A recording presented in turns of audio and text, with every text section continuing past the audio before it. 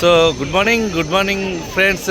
ఇక్కడ చూడండి yellow T shirts మొత్తం అందరూ ఆల్ వెస్టిజియన్స్ త్రూ ట్రావెల్ ఫండ్ ద్వారా Dubai trip and cruise trip రావడం జరిగింది.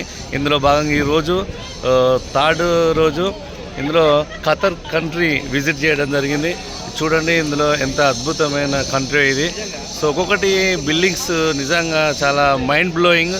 సో చాలా అద్భుతం అండి, నిజంగా ఎక్స్ట్రాడనరీ కంట్రీ. సో చాలా హాసం. సో ఇది చూడండి, నిజంగా మనమైతే వేరే కంట్రీని విజిట్ చేసే ఇంత అద్భుతం ఉంటుందని లైఫ్లో అనుకోలేదు. సో నేను చాలా ఎగ్జైట్గా ఫీల్ అవుతున్నా. సో అదేవిధంగా చూడండి, ఏమి చదువుకోలేని మల్లయ్య సార్ కూడా ఈరోజు కంట్రీ విజిట్ చేయడం జరిగింది. సో నిజంగా బయట ఎన్నో చదువుకొని పట్టాలు తీసుకొని సాఫ్ట్వేర్లు చేసుకున్న వాళ్ళకు కూడా కనీసం సొంతంగా కారు కూడా సిచ్యువేషన్ లేదు.